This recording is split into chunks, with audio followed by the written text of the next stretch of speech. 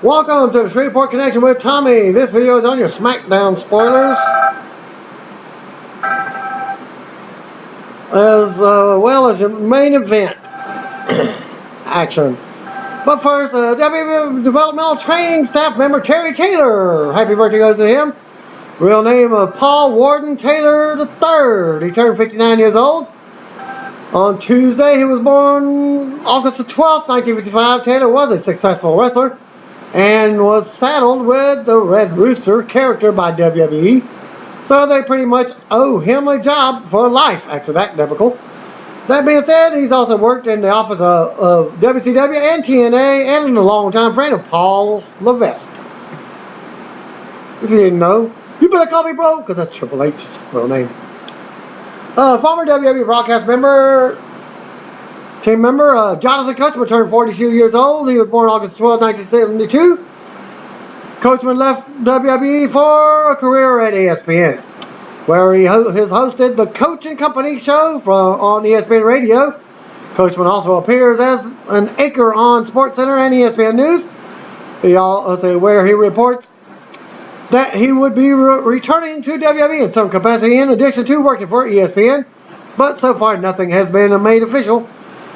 Former WWE and WCW star Konnan has tweeted and photoshopped a photo of Layla, Summer Rae, and former WCW star Disco Inferno, who was one of his co-hosts at MLW Radio. Konnan responded to that photoshopped image with the following: "The young witch and the pain in the ass. Boom! Hashtag." Konnan told another fan that Layla is the pain in the ass and was referring to her, the ass that he was referring to, and told them to just ask around, especially the trainers, unquote. Konnan said to another fan that he wasn't hating on Layla, and that he would go into more detail on his podcast. Another fan asked Konnan what his beef with Layla was, as he responded, "At I am Glitterati, I don't have a beef. I'm stating what I was told by my boys in WWE. She's a pain in the ass to work with. Do you listen to my podcast?" There are a lot of stories about DeMott's backward ways. Just recently, Ricochet, best flyer in the world, shares it with Adrian Neville, failed a tryout because he distracted the other people while trying out because they had heard of him. Seriously, he failed the best unsigned high flyer because he was popular. There are huge positives and negatives carrying on an old school mentality. It carries a lot of negatives. Many people who trained with DeMott claimed that he would break yardsticks over the back of wrestlers. He brought a gun to training. He'd abuse people, be responsible for many injuries by pushing them too hard, and even knocking out the leg of someone who had broken his. Claiming the guy was faking it. There's that, and there's a lot more. Proof he's a bully, but I do somehow get the feeling that if ADR gets fired for slapping someone, then even half of what is rumored about what DeMott supposedly gets away with were true, then he would have been gone a long time ago. For now, all we've heard is bitter ex-employees who, because of the nature of the business, they are taught in thought higher of themselves than DeMott and Triple H did. As Ricardo Rodriguez asked for his release, as he had been frustrated and wanted to be a wrestler and was never allowed to wrestle, but he did do some dark type things as El Local, the Mexican wrestler. Ricardo had been wrestling as El Local with Kalisto in NXT, but when he got injured, Sin Cara was given the spot with Kalisto. There were a lot of issues with Ricardo's physique not being up to WWE standards. They reportedly set a weight goal that they wanted him to at, and in their mind he was having trouble keeping to it. Ricardo was working under both a talent contract and an announcer's contract when he was released. His talent contract had just 2 weeks left on it. He had been doing some Spanish broadcasts, but with budget cuts ongoing, the three-man broadcast was just too much. WWE Fallout featuring an interview with Scott Hall following his interview, his appearances on this link here. On WWE Raw show also featured an interview with Dolph Ziggler and the Uso brothers discussing Hulk Hogan's birthday celebration. And you can view the videos on that link. Hall sounds great in a brief interview. Always cool to see him in this video, considering that he's put his body through over the years. Dwayne "The Rock" Johnson provided an update on his mother earlier today. Anna, who along with The Rock's niece, was hit by a drunk driver in a two-car accident over the weekend. Somewhat. Again, the accident was supposedly on August the 1st and not this past Monday, on the 11th. Taking Mama home, Johnson wrote on Twitter, banged up, but she's a tough one and will make a full recovery. Grateful to see her. Follow Rock online at twitter.com/The Rock. /The Rock. Rock included a photo of him pushing his mother's wheelchair. I did not get a photo of that, so I cannot post it.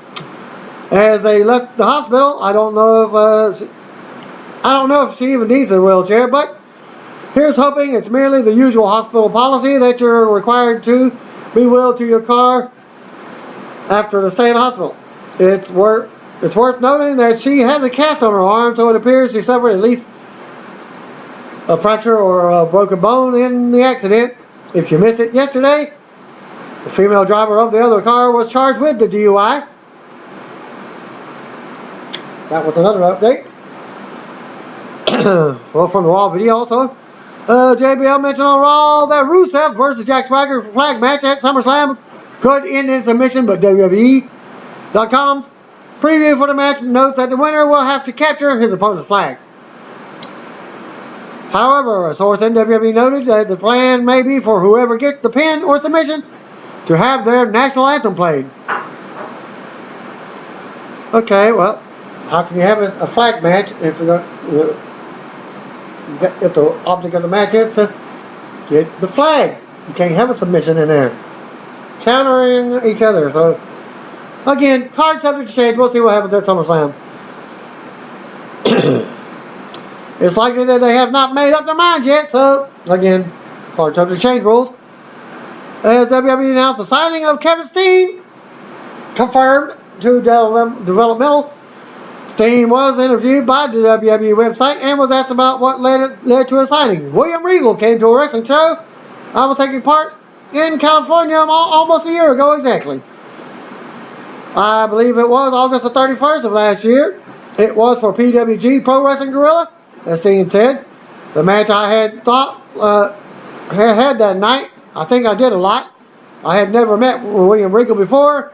I didn't know him at all. I had a great respect for him already. He's actually been one of my favorite wrestlers for quite some time. To have him watch my match and take the time to tell me what he thought and give me advice was already great. But then a couple of days later, I was contacted to see if I wanted to be a part of a tryout camp.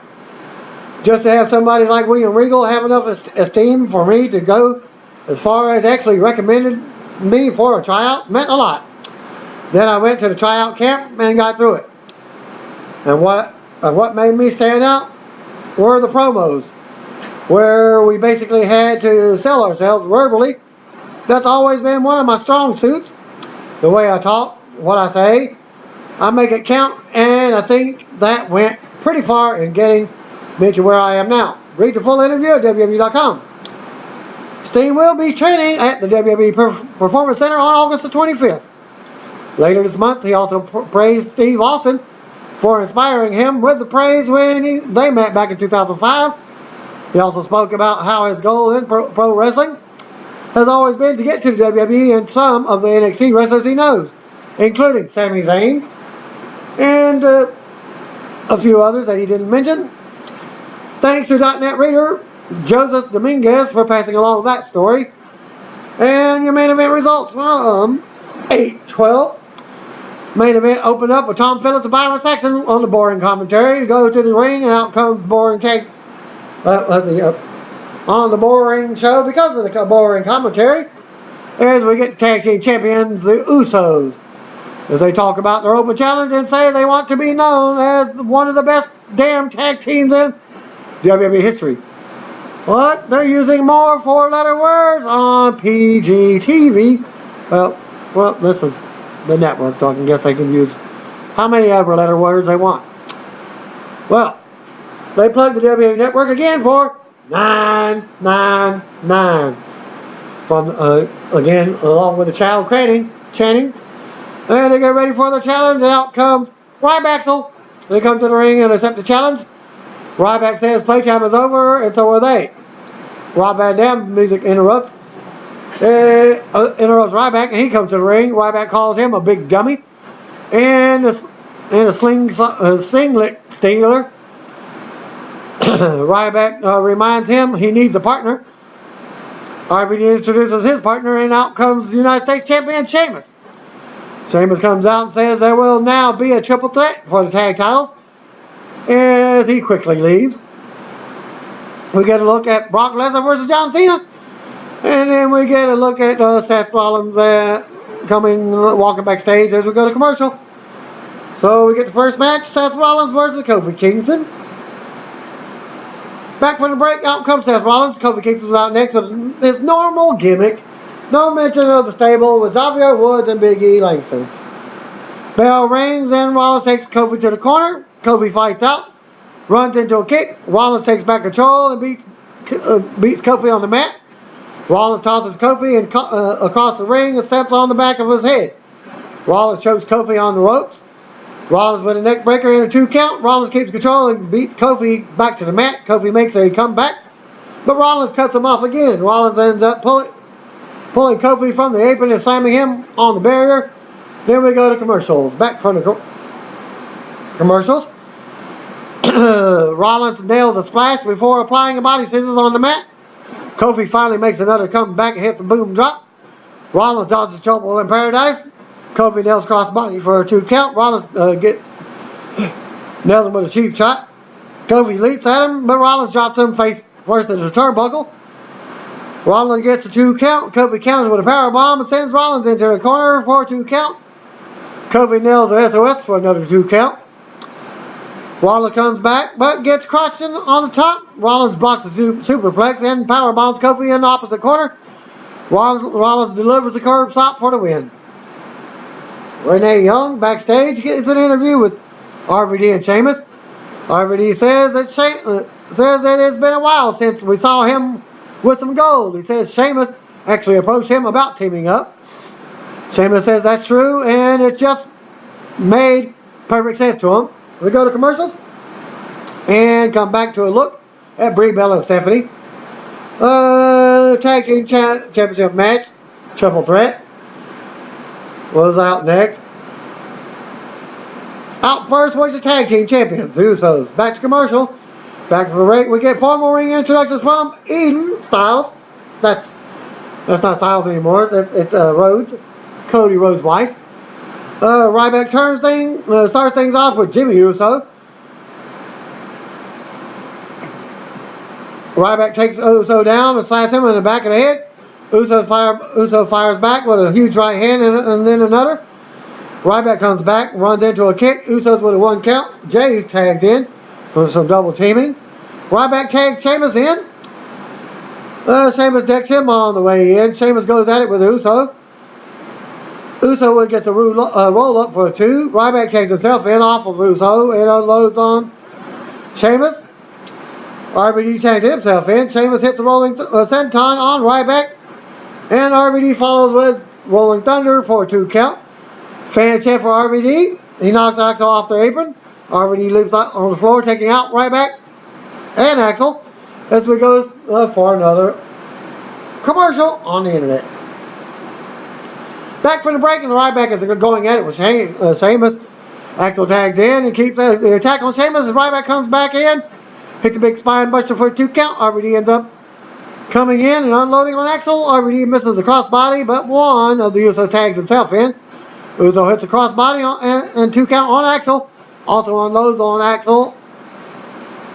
Uso unloads on Axel and hits a big kick to the head. Uso delivers a corkscrew from the corner for a 2 count. Sheamus takes right back over the top. Jay runs the ropes and leaps out onto them. Axel rolls Jimmy up for a 2 count. Jimmy with a big Samoan drop on Axel. Gets a 2 count. Uso goes up top. Axel stops him.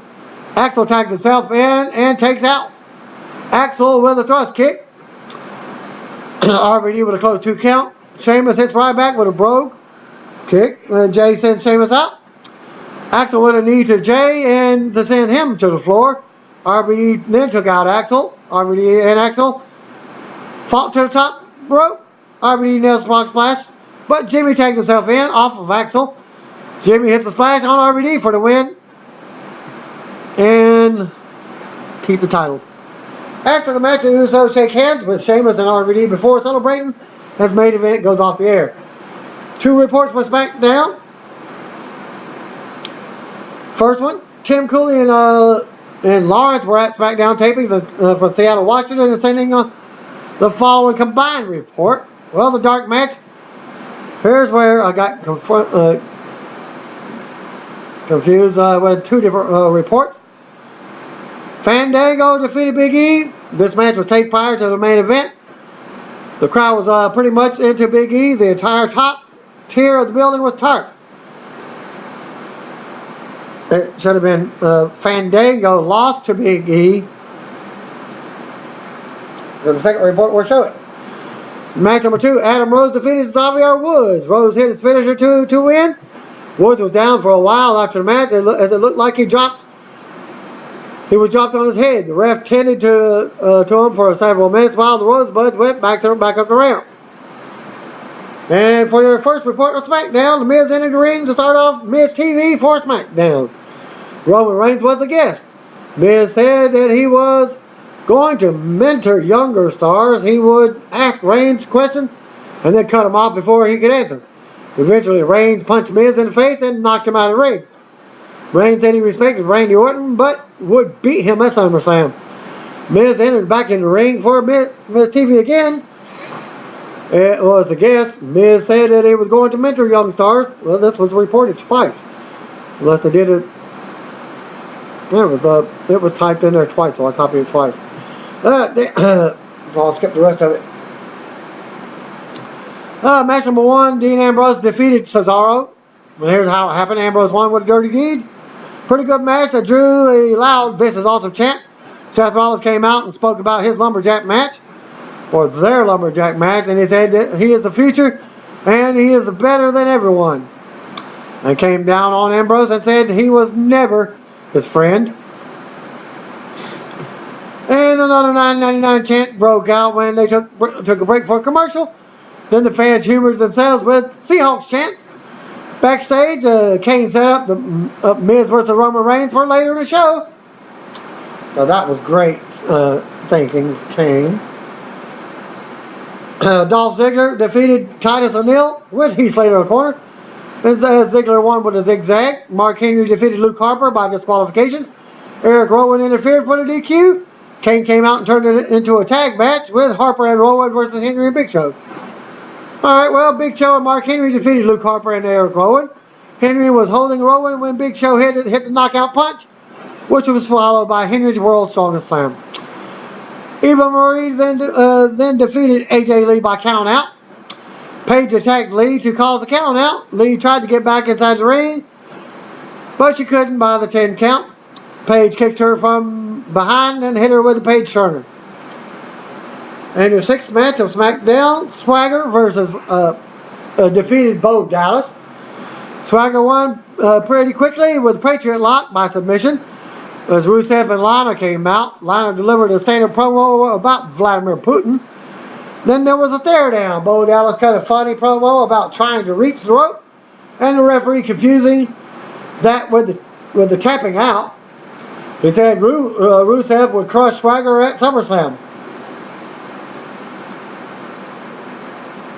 Match number 7, Roman Reigns defeated The Miz Miz tried to run away, but Dolph Ziggler came out and stopped him.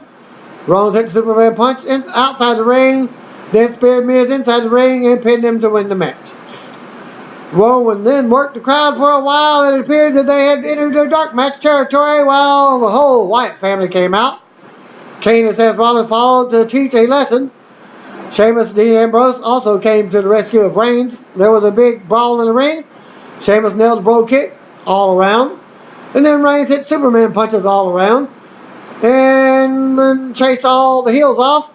Sheamus and Reigns worked the crowd. Lily Garcia thanked the fans for coming to end the night.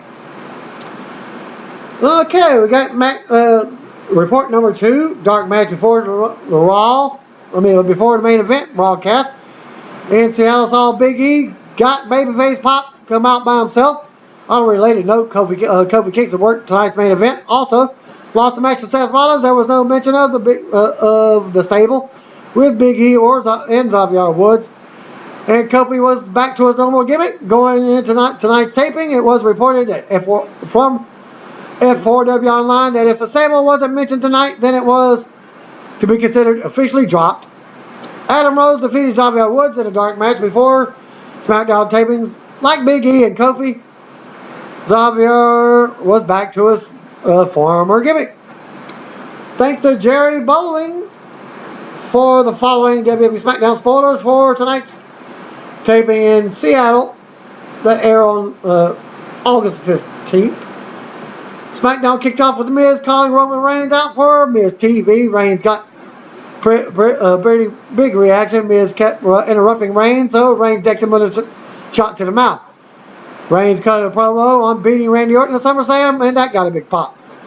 Next up, we had Dean Ambrose defeating Cesaro in a good match, a good back and forth match. Seth Rollins came out after the match and cut a promo on Ambrose.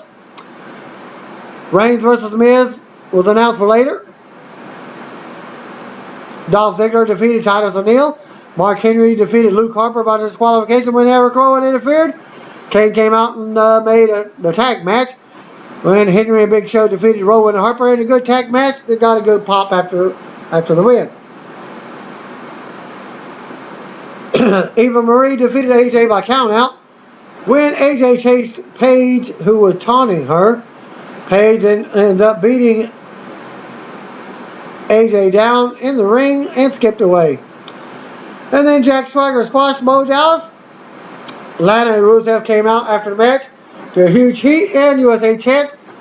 Bo complained that he didn't really tap out. He was just trying to reach the ropes. Of course. Roman Reigns defeated The Miz in a decent main event. The Miz tried to bail out on the match, but Dolph Ziggler ran him back in the ring. And Reigns celebrated to end SmackDown. And that concludes my SmackDown WWE main event and dark matches. And for birthdays and WWE news and the update on The Rock's mom and his cousin. Thanks again. Peace out. God bless. See you want to be you? Same Shreveport connection time. Same Shreveport channel. And if you didn't know, you better call me, bro.